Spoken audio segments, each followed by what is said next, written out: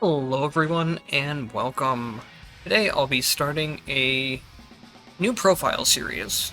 With two new characters coming out, and with how long it's been since I went through the whole new player experience, I figured I should go ahead and do things over again to help with the both new people coming in and people that are still playing and are watching my videos, and a lot of the old stuff is kind of outdated. Really, not a whole lot has changed in terms of like mid-game and late-game stuff, but a lot of progression has changed. So this profile has went ahead and done the first quest, just so I have a couple more things to talk about and show you guys. Nothing really happens on your first run, you kind of just go until you end up dying. After you do that, you will unlock the Mind Upgrade and Mind Crystal system. So the Mind Upgrade itself is something that you unlock with points you get from clearing runs. The higher level it is, the more starting HP you'll have, and then you will also unlock Mind Crystal slots at certain intervals of Mind Upgrade levels. What Mind Crystals are passive slots you can put in to have various different effects on your run. So for example, the one they start you out with is called Mixture Replenishment, where you have more HP mixtures to use during the run. To unlock more of these, you also need your exchange currency, and then you also need to clear a specific condition, which is based on every Mind Crystal itself has its own condition. You can always check those here. Some of these, like this one for example, if it says obtained through task, that means it will be obtained through one of the story mission rewards. Otherwise, the rest are things you can do in your runs. Another thing to mention real quick is that hard mode won't be something you have unlocked straight away for something like this, where it says you need to defeat a hard version of a boss. You need to win a normal mode run first before you can start doing hard mode runs. So if you're wondering why you're not able to get those, that's why. Also, make sure you actually implant things when you're looking at this menu. You can see a button at the bottom of the screen to implant or remove them. Upgrading them will come from the currency just from playing the game, and then that second kind of crystal upgrade, or currency you see down there on the cost, is gained from killing bosses. I guess another thing to mention real quick is that crystal currency used to have a cap on how many, the way to explain it easily is that there used to be a cap where you could only get like one crystal per boss per difficulty setting you're on, but none of that is capped anymore. You can just keep farming the same boss with the same character over and over again. You don't have to worry about that if you're an old player. If you're a new player, there's nothing to worry about either way. So here we have the difficulty selection. This is something you'll also unlock after your first run. There's a normal and a hard mode, but like I said, the hard mode, or advanced mode as they call it, will not be unlocked until you clear normal difficulty. Now, without your Mind Crystal levels and Mind Crystals themselves, runs will be very stacked against you early on. This game is a roguelike, but it's more of a roguelite, where a lot of your meta progression mechanics will heavily affect how strong of runs you can get. Meta progression isn't the end-all be-all. You can play your first run and you can win the game, but a lot of things are stacked against you in my opinion. So if you're really struggling in your early runs, don't feel bad about turning these difficulty settings up. So on the normal mode selection here, these are settings that will make the game easier for you. It's up to you if you want to use them or not. Like I said, things are kind of stacked against you, so if you're really struggling early on, I wouldn't feel too bad about turning them on. Something like traps might be something you want to leave off, just so you don't get into bad habits of walking through traps constantly. But again, this is all stuff that's going to be up to you. I'm going to go ahead and actually just leave these on easy settings, because it's going to make it a lot easier for me to get through this first run while also explaining as much as I can. So here's the next menu you'll see early on.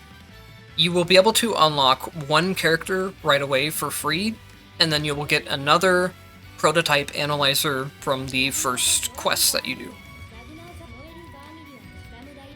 You can unlock characters in any order. There's nothing stopping you from getting whatever character you enjoy the most. If you have the Rachel DLC, she will be unlocked for free no matter what, and with the upcoming Hazama DLC, that will most likely be the same thing. Icey will likely be different. From what the developers said in their teaser stuff, it seems like she'll have her own unlock method. But none of that has been confirmed yet, so if she comes out later, and that's not the case, just keep that in mind.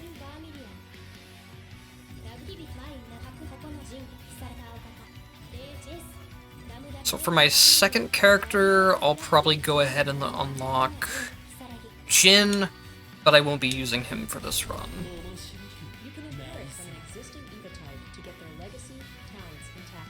Another menu that you will see in the character selection screen, let me actually back out and check something real quick.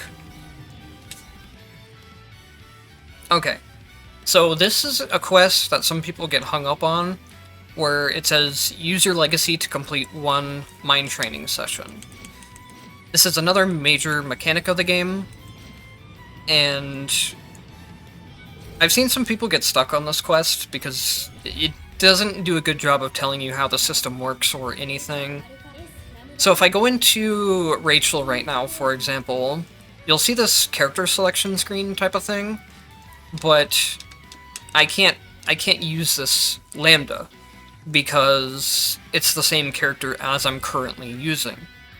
And you need to use this system in order to progress the quest line. I really wish they would make this more clear somewhere in the tutorials, because like I said, I have heard of people getting stuck here because they just keep playing the same character over and over, and they never end up actually using this system. What the legacy system is a way to have basically assist characters help you during your runs. And these assist characters have a lot of traits based on how you finish the run with them. But we'll go back into that more once it starts becoming relevant. So I guess, because of that quest being here right now, we will end up doing a Jin run. I really wanted to do a Lambda run because I'm a lot more comfortable with her, but it's fine. We shouldn't have too many problems with Jin. So if you look down in the bottom left corner of the screen, you'll see I have that flashing icon right now. That is from the assist character Lambda that I took. If I press the button, it uses an assist move, which in Lambda's case is a portal that automatically shoots out swords at enemies.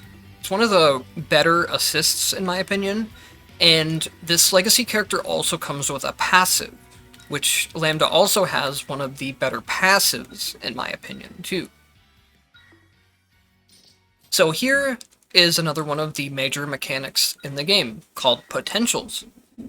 Potentials unlock more parts of your moveset or upgrade existing parts of your moves. When you first start the game, it might look more like this. There's a button down at the bottom that says Switch Description Displays.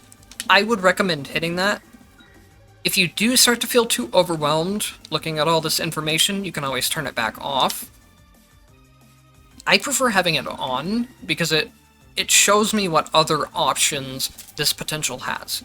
So the ones that are in green right now are the options that I will get if I take the potential now. The grayed out ones are the other available options. I think it's just nice to see how the potential will look when it's farther upgraded or fully upgraded. And then another thing you might see is hidden effects at the bottom there. Hidden effects are activated when you get two specific potential synergies together. And then that will further upgrade one of your attacks. We won't go too much into those for now. Those are a little bit more of an advanced mechanic.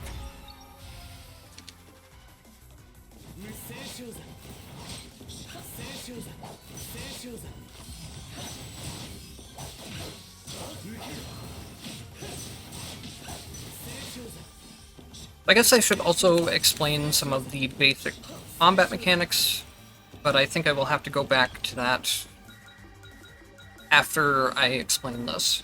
So, room selections in this game work based off of they're random choices, but you generally get a selection between multiple options. So potential is another thing that will give me a new part of my moveset or upgrade one of my moves.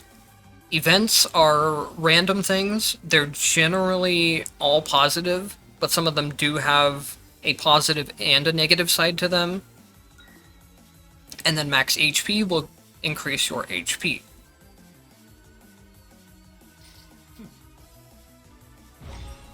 When you select the room, you're selecting the reward that you get for clearing the room. So even though I selected a potential there, I don't actually get the potential until I actually clear the room. That's how the room selection works. Also, something that's a little more advanced, but I will mention it, is that spaces such as events, shops, sortitions, black markets, and covenants. You won't see black markets and covenants for a long time until you start playing on hard mode, but those do count as well. Stages like that do not require you to do any combat, while stages like max HP, max MP, tactics, or potentials all require you to do combat. So that's something to keep in mind. If you're really low HP, you might want to start looking for a room like an event, or a shop, or a sortition. You can avoid doing combat that way. So here is another one of the mechanics. If you ever see a room name that has an elemental effect on it, such as light, umbra, lightning, etc., that means you are going to get a tactic out of that room. Tactics are the same for every character, and their augments that can affect your gameplay, or affect your attacks in certain ways. If you've ever played like a Vampire Survivors type of game, you can think of them as getting like different weapons. They'll activate when you do certain moves. It'll be a little bit easier to explain them once I have one on screen. So here you can see the different kind of weapons, I guess you could call them, and they all have different ways of triggering them. So this one, for example, if I use my legacy skill, which is what I got from my extra lambda that I selected at character selection, it will spawn 2 light spears which deal damage. This one summons radiance for 5 seconds. It's an automatic. Almost every summon in the game, if it has summon in the name, or if it says it summons something, will be automatic. A couple of those do have an option in the menu to change it to manual, but they will be automatic by default. And then this one is another legacy effect. So I will take Legacy Light Spear, and I can show you how that works. So now, every time I use my Lambda's Legacy skill, you can kind of see 2 Light Spears get summoned there. They went off screen very quickly, so that wasn't the best showcase of it, but we'll have it here again.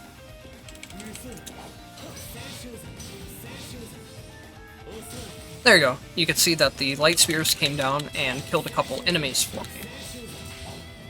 So potentials are moves that give you... potentials are upgrades that give you new moves or upgrade existing moves for your character itself. Tactics are more of generalized weapons or buffs or effects, however you want to think of them.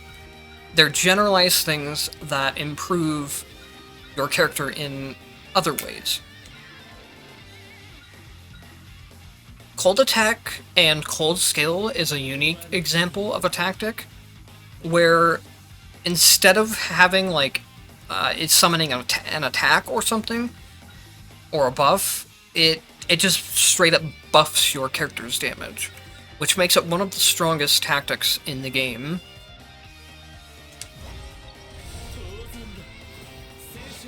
Early on, I wouldn't worry about tactic meta too much. I would recommend just picking whatever tactics you want to play with, whatever sounds fun, and just going through and exploring all of the different tactic combinations on your own. I think that's one of the funnest parts of the game, is experimenting with different tactic builds and potential builds. If you just go and read the strongest tactics right away, you can kind of ruin a lot of that experience for yourself, in my opinion. So here we'll see an example of... I'm going to go into an exchange space, and instead of having combat, I just get to look through a shop and buy whatever I want. This will still progress the run the same way as if I had done a room that required combat. So that's something that's very important to keep in mind if you're low on health. Also, something to keep in mind is that you do start with tactic refresh, or potential refreshes. So if you're just really not seeing anything in the shop that you like, you can go ahead and refresh up to 3 times. Those 3 times are for your entire run. It is not for each time you select potentials. So you do have to kind of budget them. If you see a rest space, that will help you restore HP. The only thing with rest spaces is that if you take them, you're not getting any kind of upgrade for your character. Whereas if I go for something like exchange points, I get money for shops. If I go max MP, I get a buff that way. So a rest can help you if you're in like a very dire situation, but I would say try not to get into the habit of taking rest stages more than you need to. Because long term, you're going to end up hurting your character's progression that way, and you're going to end up with a weak character.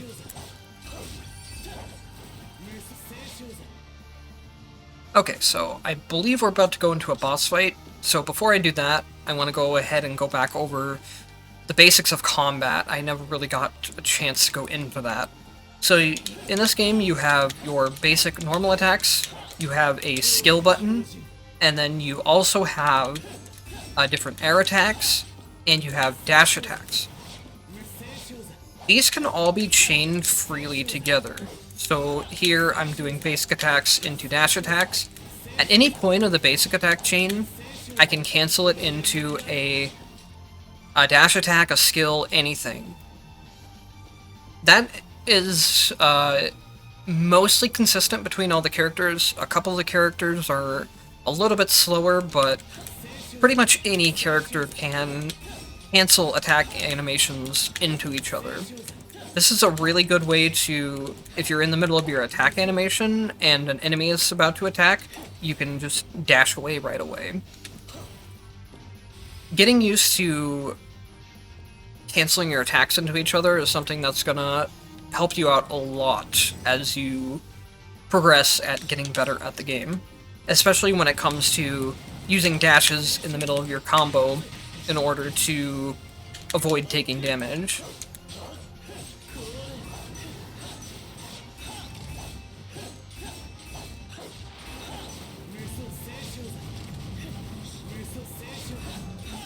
Here's another mechanic that is specific to Jin.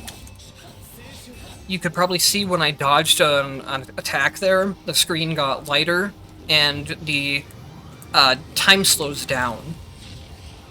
That also gives Jin invincibility during the entire duration, so you can go really aggressive during it.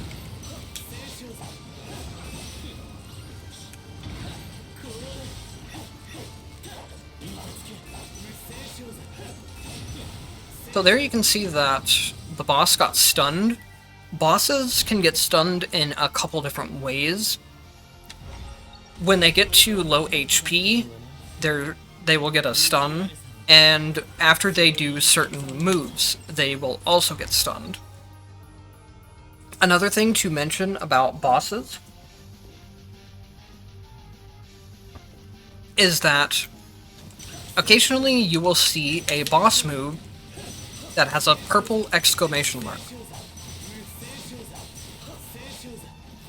Your dodge button in this game, or dash button, I can't remember which one it's called, but your dodge, your dash, whatever, has a small amount of dodge frames, which means you can think of them as invincibility frames, but I don't like calling them that because dodge frames and invincibility frames are actually two separate things in this game. But the gist of it is that you can avoid taking damage by dodging at the proper time. There's only two cases where that doesn't apply. It applies to grab attacks, like when Sweeper grabbed me during that fight. Grab attacks bypass dodges, and then it also applies to any boss move that has a purple exclamation mark when they do the attack.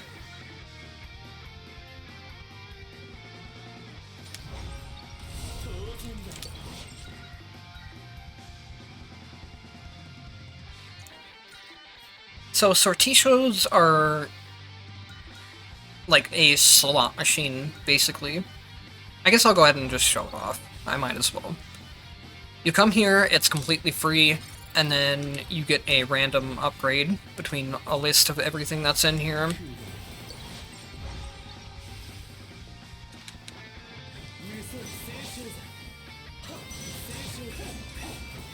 Now, to kind of explain what's going on with the Jin potentials I picked up during this run, I have a couple different things available to me.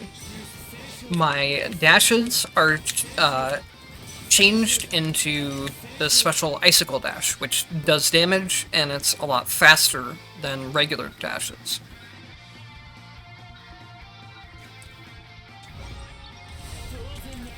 Other than that, I can also time my moves at a specific timing point in order to increase their effectiveness.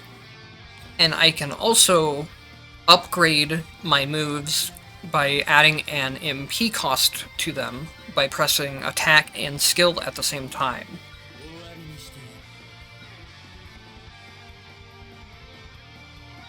So this is another mechanic called Tactic Ascension, and basically just what it means is that it makes your tactics stronger in some kind of way.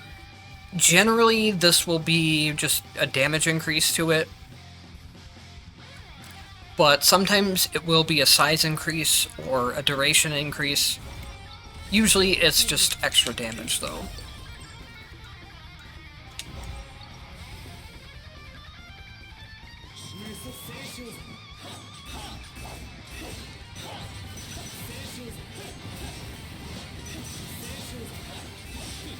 So there, for example, you could see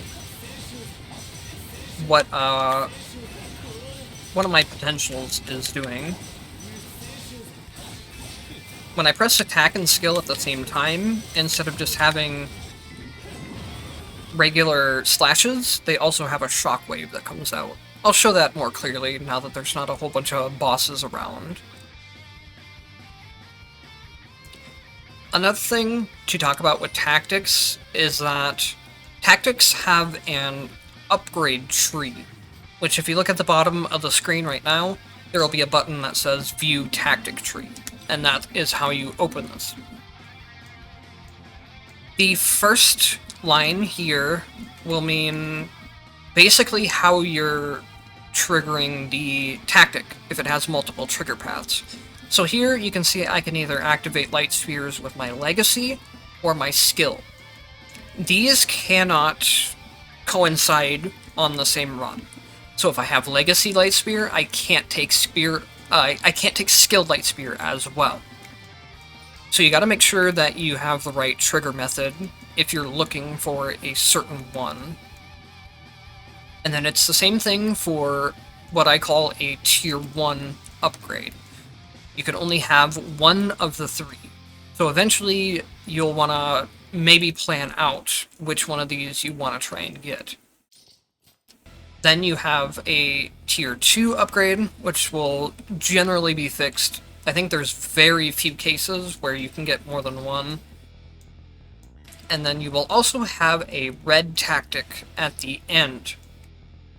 Red tactics cannot be acquired unless you also have a second tactic requirement. These are synergies between two different tactics put together. You need to have, in this case, you need to have the light spear fully upgraded, and then you would also need Dash Thunderbolt as a base tactic in order to get Thunderbolt Light Spear, or have Legacy Flash in order to unlock Flash Light Spear. You will also have to find this red tactic from another tactic space. It won't automatically show up when you have the requirements. You have to find it the same way as other tactics. Another thing to keep in mind, if you look at the bottom right of the screen, you can only have one tactic per slot type. Another more easy way to look at this is to go into training details and the tactics tab. Here you can see there's an attack slot, a skill slot, a dash slot, a legacy slot, and a summoner slot. If you ever need to check which slot they're going in, you can always open up this menu. So now that I have cold attack, I can't take another type of cold tactic. You can only have one of each slot.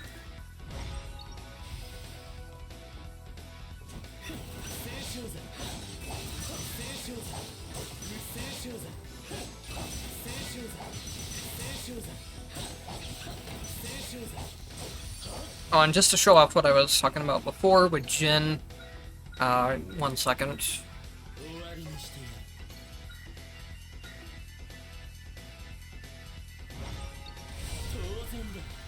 You can see if I do my basic attack chain like this, that's how it works. And then if I press the skill button along with my basic attacks, it lets me have an MP cost boosted version of them.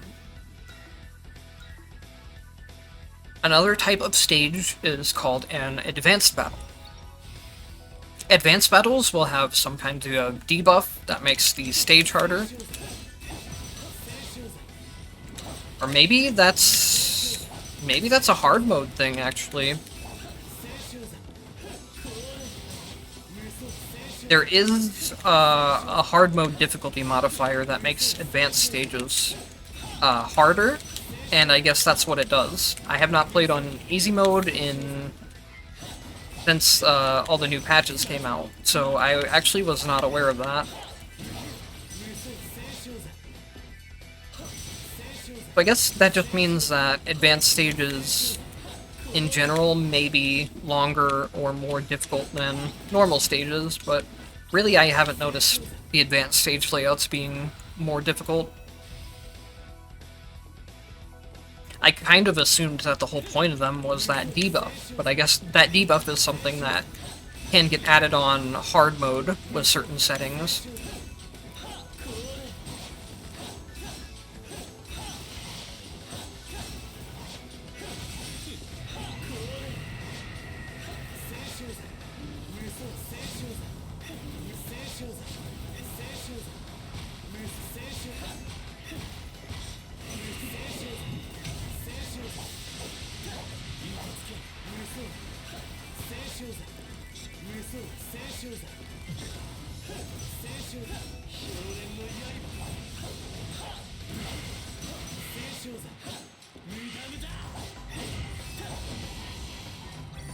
One potential that I would very highly recommend if you ever see it, just in general, but especially as a new player, is one that lets you dash 3 times in a row.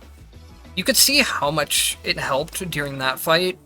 It basically just let me dash straight through enemy attacks without having to really time them that well, even.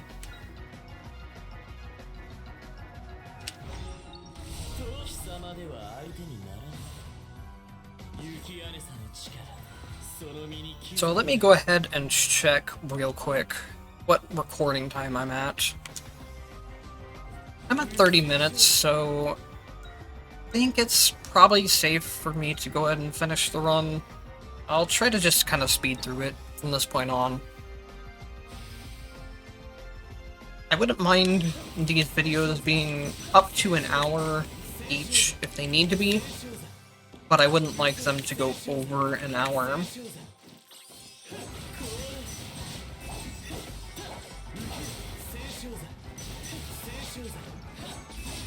But until we actually finish the run, there likely won't be too many more basic things for me to explain. So if you don't want to watch the gameplay, and if you just want to watch some more information, skip to the end where I die or finish the run, because there will be some important things to talk about then. So I guess one more thing, though, to quickly mention is that if you look at my Icicle Dash right now, it has a little icon under it with the arrows and dashing shadow. That means that if I were to take this, it would replace the dashing shadow that I already have.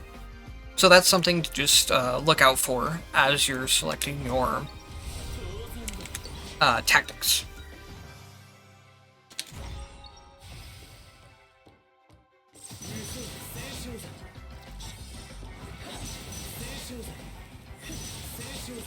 I did not realize just how much less damage you take with these settings.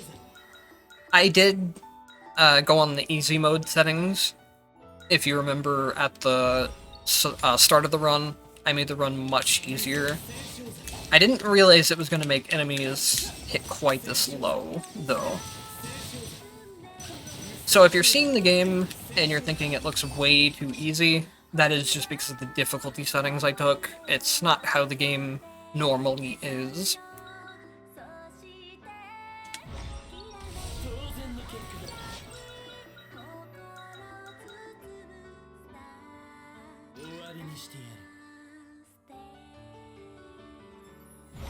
And we'll go ahead and go in event here. I don't think I've shown these yet. So see how this one is just a straight benefit, but this one has more of a benefit, but it also has a downside. That is kind of how events work. Some of them are straight benefits. They'll always give you some kind of benefit. They'll never be just a straight up downgrade or downside, but some of them do have kind of a cost to them in that sense.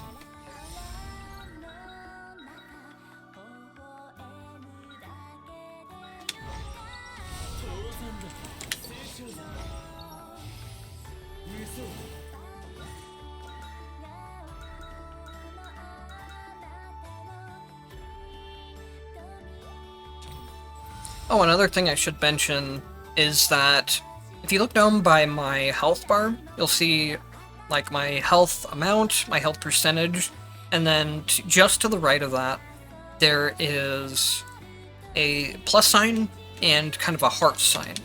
The heart sign are HB mixtures, which you can use with a hotkey to give yourself a healing boost. They're basically just like a potion. You can get more of those through Mind Crystals. It's the first Mind Crystal you unlock. Or you can buy them in shops, or sometimes get them in events and sortie shows.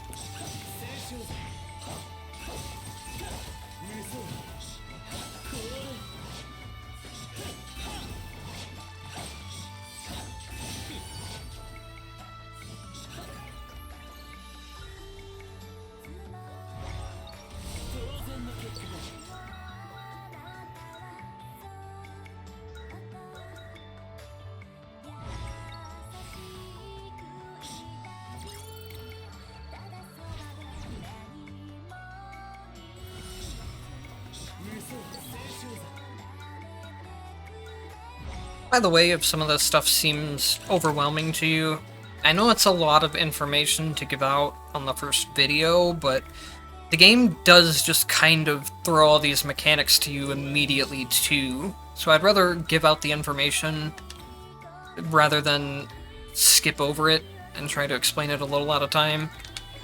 But if this stuff does seem kind of overwhelming to you, there's a couple things you can do. I have a lot of guides. One of the ones you might want to look into is the one for how the tactic system works. I have both a video on it and a text guide, which I think will help out a lot in getting more of an idea.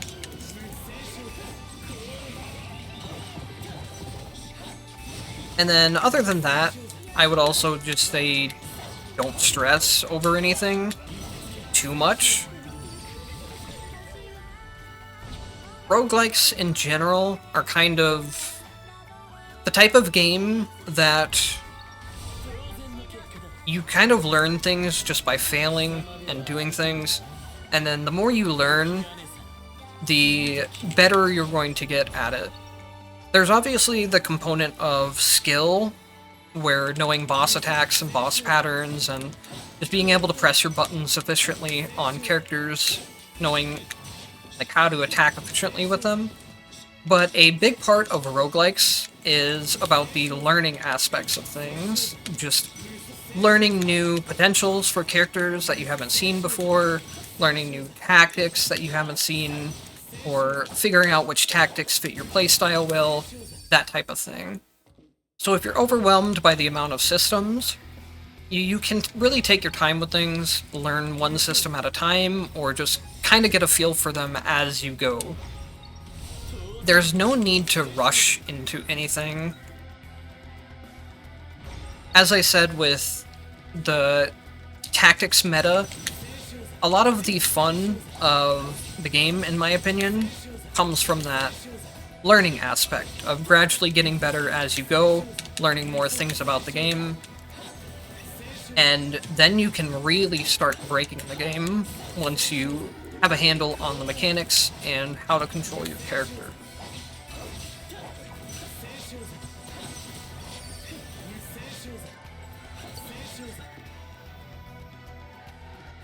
But again, there's really no reason to force yourself into learning mechanics past what you are comfortable with.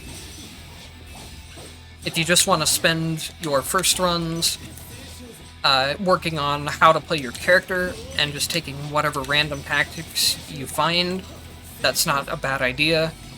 And then maybe you can start adding on your tactics that you prefer afterwards. It's really up to you how you want to play the game. Also, something to keep in mind as we go through this series is that I have hundreds of hours in this game. So if you see me progressing more quickly, or something else like that, or if I progress in a way that doesn't make sense to you as a newer player, you should always go with what you think is right for yourself. Because while there are certainly things in this game that are better than others, there's not a clear-cut right or wrong way to play the game. There's many options available to you when it comes to, like, mind crystal setups, your tactics that you're taking, the potentials you're taking.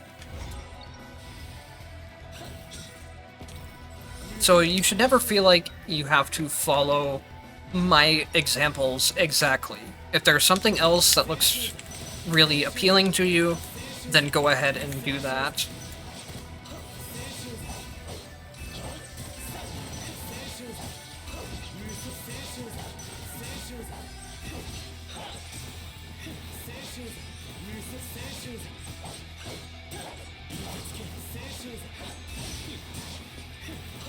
Another thing is that if you guys have specific things that you want to see me cover as I go throughout, make sure and let me know in the comments, and I'll try to cover them as I go. Otherwise, I'll just try to kinda follow along with how I'm progressing as a new character, or a new profile, I mean. Oops.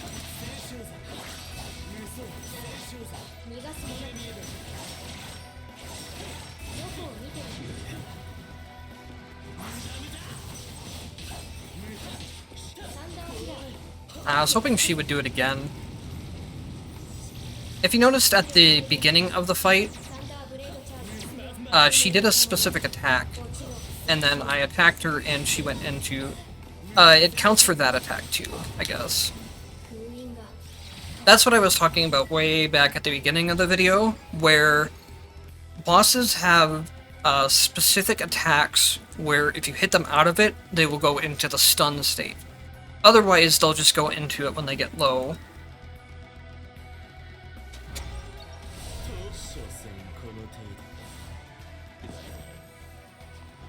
Now here we're finally getting to the end of the run. Each stage has eight or 9 rooms, one of the two. It's also different based on if you're in hard mode. It's either 8, 9, or 10. And then it's like 9 for normal and 10 for hard, I believe. I think I might be one off, but anyways, each stage has a specific amount of rooms, and then you're guaranteed the boss. The rooms are the same no matter if you go into a combat stage, like a potential, or if you go into a shop, it's the same. They always progress the stage counter, and then you fight the boss, then you go to the next stage. When you get to stage 5, you always go to this place called Omega Sector. I believe this is going to have some changes in the next patch, so I won't go too in-depth with it right now. But what Omega Sector allows you to do is take additional rooms before going to the final boss. Or you can choose to go straight to the final boss if you just want to get the run over with and you feel powerful enough to do so. Again with these, so if I go into the exchange point room, for example, I will have to do combat. If I go into the exchange, I will not have to do any combat. I am just going to go straight into the final boss in order to just kind of cut the video time down. I'm sure it's already gotten quite long at this point.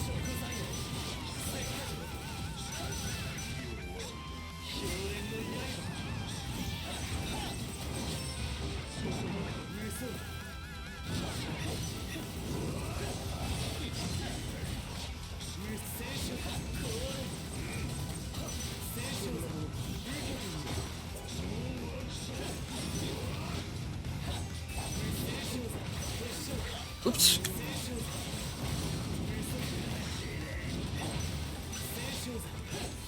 It feels very strange fighting bosses on easy mode, or normal mode. Because once you go up to hard mode, the bosses have a little bit different attack patterns, or more aggressive attack patterns, slightly different moves, that kind of thing. So it feels very, very awkward going back to the normal versions of them again. Like I said, it's probably like been years since I've actually played the regular mode.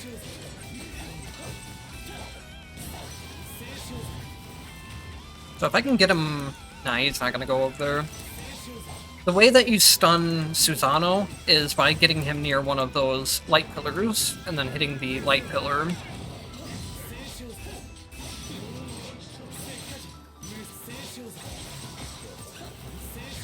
Also, another thing I briefly showed off, a lot of people probably won't even notice, but I used a move as Jin, where he kind of slams his sword into the ground and spawns ice, and I was able to use that as a dodging tool, or a defensive tool, because certain attacks have invulnerability frames on them.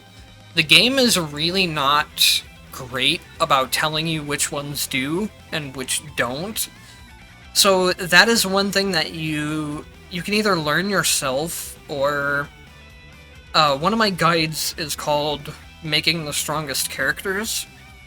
I wouldn't recommend looking at all of it if you're new, but there is a list of invulnerability frame moves on there. That is one of the things I would say it's not as big of a deal to look up, because it's not something that the game is good about telling you, and it is something that is very, very useful to learn early on. Okay, so now that we've finished the run, you will not see this screen on your first run, but you will see this on your second run. As long as you have gotten enough Evo-type rating in order to unlock it. Evo-type rating is gained by any upgrade you get to your character, basically. If you get a potential, if you get HP, if you get MP, things like health, revives, and mixtures do not count towards it. But tactics, HP, MP, anything like that will count. Depending on how high your legacy, or depending on how high your Evo-type rating gets, you unlock more aspects to your legacy character. And this is going to be things that you basically leave behind to assist your next characters in your next runs. So in this case, I'll select Cold Attack as one of my tactics, and I should be able to select a second one as well. You might not be able to select a tactic at all, or you might not be able to select a second tactic. It's based on how strong your Evo type is when it finishes the run.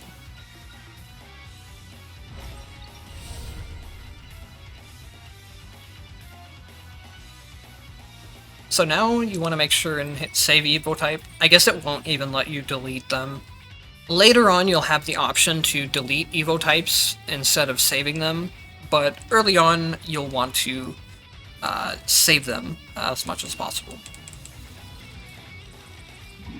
Another thing, make sure you always accept your quests and do your quests immediately. You don't want to just keep playing runs without submitting them and going to the different places you need to, because clearing the quests unlocks a lot of your mind crystals, and it unlocks a lot of the game mechanics, and gives you unlocks for new characters as well. It is very important to do the quests. Even if you're not interested in the story, you can just skip through the story and make sure you do the quests. So here is what hard mode looks like. It is basically, so normal mode, you can put things on that benefit you, whereas hard mode, you put things on that make the game harder. Also, hard mode just in general has things that makes it more difficult than normal mode. So for example, I mentioned during the Susano fight that I'm used to the hard mode versions of bosses. Bosses will be much more aggressive in hard mode, and they'll also have new attacks sometimes, or advanced versions of their existing attacks. And then also, you can put these things on to make the game even harder. You have an entropy quota, or limit, that you can raise the game to. And you also won't have all of the options unlocked here. You need to keep raising your entropy limit to max in order to keep increasing how much you can put on. Also, if you look over here to the left, there are buffs that you get unlocked by having higher entropy settings. So there's not strictly a downside for playing on harder entropies. There are also some rewards, like starting with more exchange points for shops, having more sorticio content, rests being able to remove your debuffs, getting more potential refreshes. Having more potential refreshes is very big in this game, and it's something I'll probably go back into in later on, once I kind of have the mind crystals and stuff for that.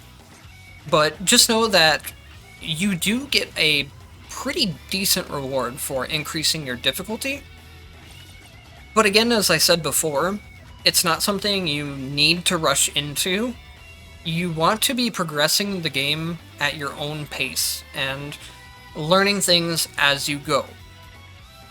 If you're having a difficult time, then stay on hard mode, or normal mode, I mean, until you just get a basic idea of how to play the character you want to play, or try out a different character, try out several different characters until you find one you like, get a handle on the tactics system and the mind crystal system, and then switch over to hard mode. The game is very customizable towards the way you want to play it, between having the different difficulty settings, having the mind crystals to where you can do a lot of different things with mind crystals. To where if you want to have a very defensive setup, you can do that. If you want to have a very offensive setup in here, you can do that too. So that is my biggest advice for playing the game, is to just take your time with everything, learn at your own pace, play however you're having fun with it. I'm not going to be doing another run, obviously. We've been here for a long time, but I want to go ahead and show off Legacy, since it's something we talked about, and it's one of the very important mechanics. So this is the Jin that I just finished a run with. You can see I can select him here, now as Lambda. If I was playing Jin, I would not be able to select him, because he's the same character. Here, you can see the top one is his active effect. So when I press his skill button, he'll do that skill. Next is a passive effect, where it's that time stasis I talked about during the run. If I dodge an attack with the dodge button, it will slow down time, and I'll have invincibility during that entire time. So I can take Jin's passive, which is by far the most useful one in the game, by the way. Nothing even comes close to this. So if you have an extra analyzer, and you don't mind using one on Jin early on, it's something that's going to make the game much easier for you, in my opinion. Just having a Evo type or a legacy character, Jin, to give you his passive. And then below that, you can see the two tactics that I selected at the end of the run, which are Cold Attack and Frost Burst. So, if I go into a battle now, and go into the combat room, I will have those two tactics at the start of the run. So this is something that is very, very powerful in this game. Your character will generally be weakest at the start of runs, because you really don't have a whole lot of a moveset yet without unlocking potentials. So having legacy tactics that are working right off the bat are a very good idea.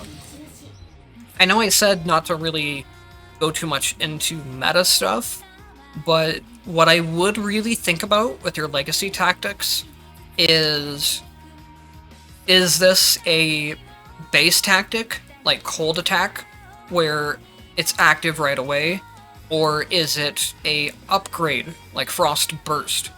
I would very heavily prioritize base tactics over upgrades when you're making your legacy tactic selections at the end of your runs. Because like I said, the hardest part of runs is generally the beginning, when your character has no attack upgrades or moveset upgrades to make them more powerful. Tactics are a very big help, and I always have my tactic setups to where they're active at the start of the run. You will never see me taking just like 2 upgrades instead of the base tactic. I will always try to get either the base tactic and an upgrade. If I do take 2 upgrades, then I will have a second legacy character that I have that goes with it that gives me the other thing. But anyways, that's not something you have to do, but it's something I highly recommend.